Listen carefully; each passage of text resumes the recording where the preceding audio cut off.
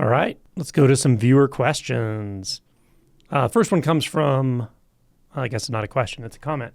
Rachel says, this is the first video of yours that I've come across. I'm very happy for it. This is the Eric Ireland method of awakening. Yeah. Well, I just said, welcome to the rabbit hole. If you're new to awakening or relatively new to it, there is a playlist called Basics of Awakening.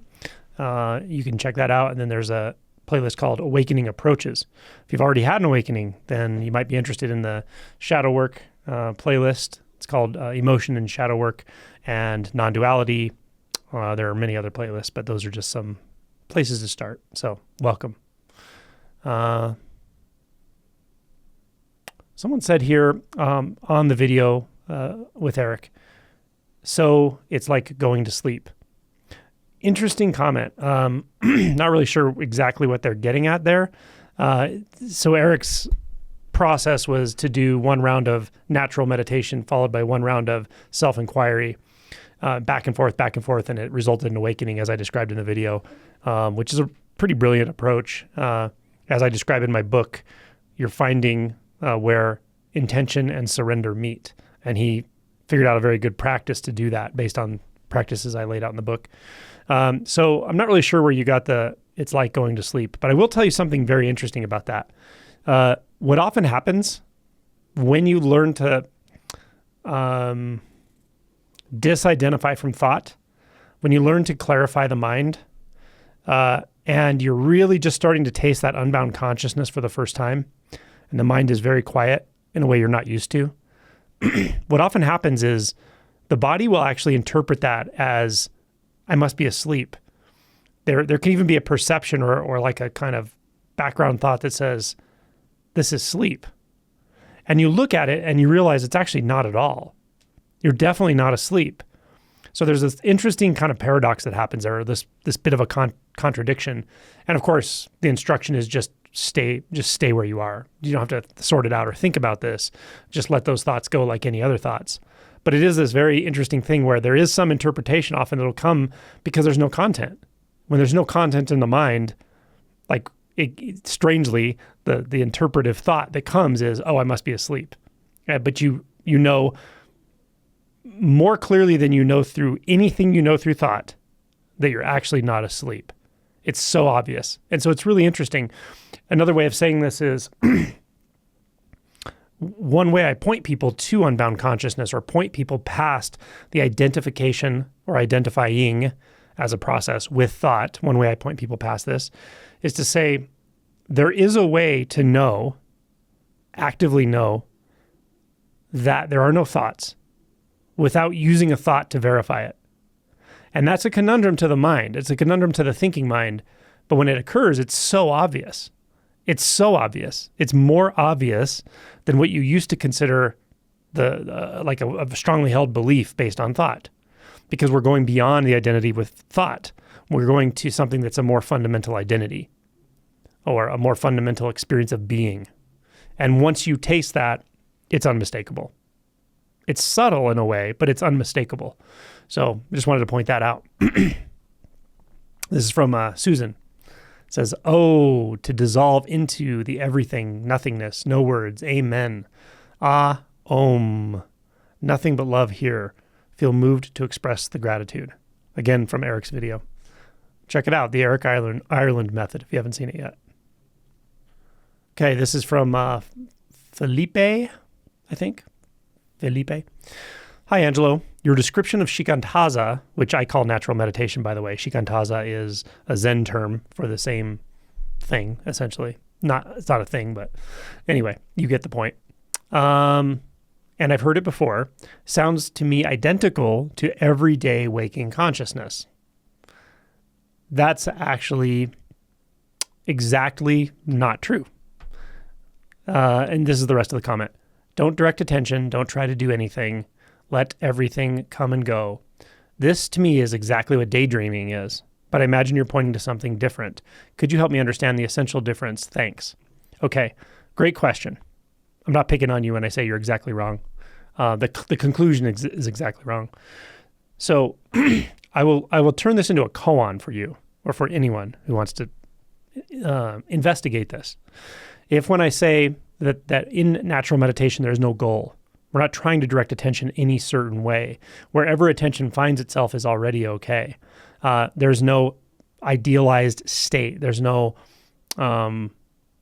better or worse experience. We're not trying to construct an experience, period, right? That's the kind of pointing to natural meditation. When I say all of that,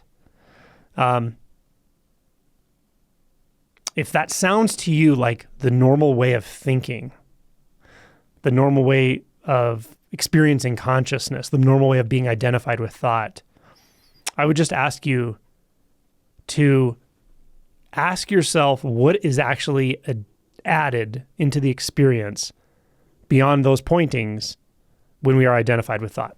There's something added, something very, very important. What is it? What is, quote unquote, extra in our experience of thought-identified consciousness in comparison to the undirected, unfiltered, unmitigated experience of natural meditation?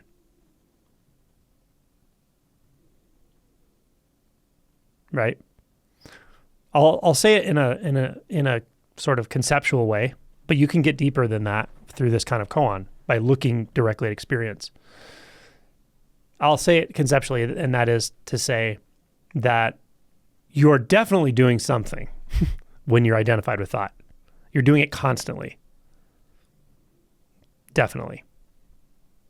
What is it you're doing? What is added? Right? That's what I'm getting at. I don't want to answer it too explicitly. I want that to be a koan. I want that to be an exploration for someone who wants to take that up for themselves. It's a great question. It is a good question for sure. So good questions lead to an entry point. This is an entry point for you. So to look into it. What is actually going on when you're daydreaming, when you're just identified with thoughts? You're doing something. What are you doing? Okay. This is from Enlightened Schmuck. It's fun. To lose yourself is to find yourself. To go within is to go without. To be or know nothing is to be or know everything. Happy New Year, folks. It's a nice poem. Nice pointing there. Okay. This next one's from Breathing Deeply. The concentration is so palpable. This was in reference to, I think that was actually a channel member retreat video. It was a guided meditation. So if anyone doesn't know, at the Patron Circle membership level or above on my channel, if you're a paid member, it's $25 a month, which might sound like a lot, but you're supporting what we do here. All this stuff costs money. But more importantly, you do get perks for that. And the perk at the $25 level is you get all of my retreat recordings free. And you can construct your own retreats. You can do whatever you want. But all the retreat recordings are there since I've been doing this, which is about 3 years. So I have tons, more than you could probably ever go through at this point. And I'm adding more every time I do a retreat, which is several times a year. So there's a ton of material. Also, my public Q&As are always, well, excuse me, let me say this differently. My Q&As at the silent retreats are probably the most in-depth Q&As I do because they're one-on-one, face-to-face, on stage. And I think they're some of the most valuable things I do. And those are all available through these, through that subscription level, but they're all available in the retreat. We do it every single day. Also, the Q&As tend to be more poignant in-person retreats, in my experience, just because I'm with the whole group for a week straight. And I thought I'd sort of dial into what's going on. And I don't just dial in, we all dial in. So there's a synergy to the interactions and so forth. So some pretty cool stuff happens. But anyway, just so you know. This is from Hildy. Hildy? Yeah, I think it's Hildy. If my entire identity is based on thoughts and only thoughts, how can the mechanism that provides the thought turn off or dissolve in order for me to awaken?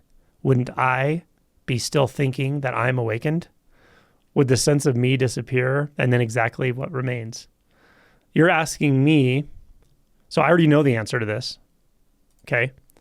But if you don't, then the question is not something I want to answer to you intellectually. You're asking really good questions. Those are inquiry questions.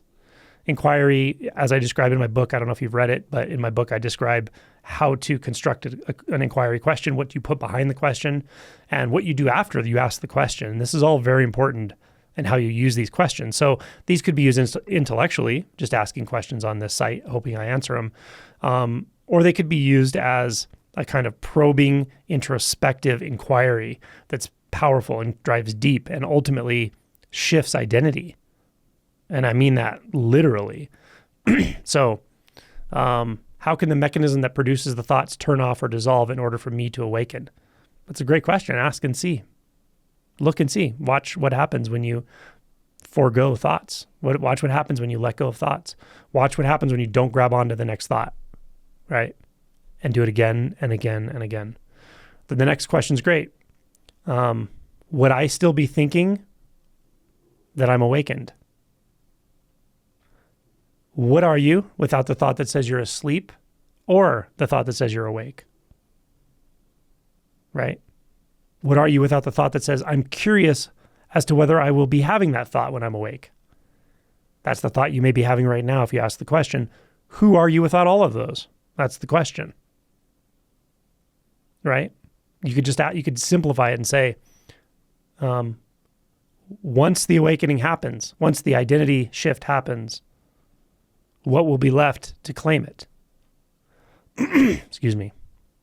What will be left to claim it? Because the thought about the I is just a thought. The thought about me, the thought about you, the thought about past, the thought about future. These are thoughts. I'm showing you how to go beyond those, right? So if you go beyond those, what remains? That's the question. And you can ask yourself the question. And you do not need a conceptual answer. You just don't need it. It's not what we're looking for. You can disregard every conceptual answer, in fact.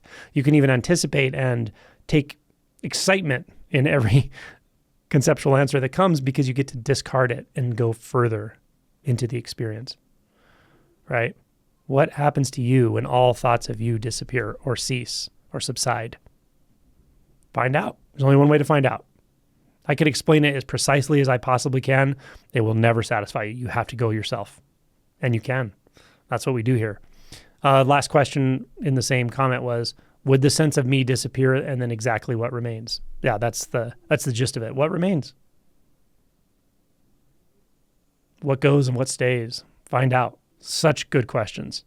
Just don't let me ruin them for you by answering them. Cool. Someone asked, what's the difference between Kensho and liberation? Well, I've talked about this many times before in various videos and so forth, but Kensho is the first awakening, the first shift in identity.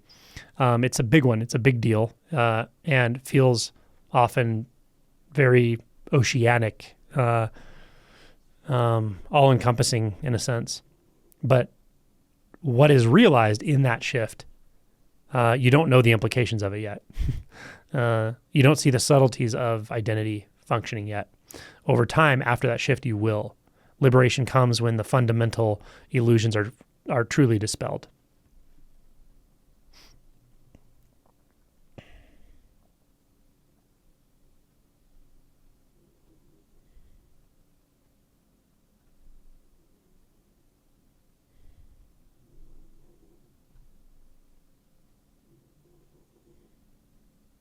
Okay, someone here made this comment.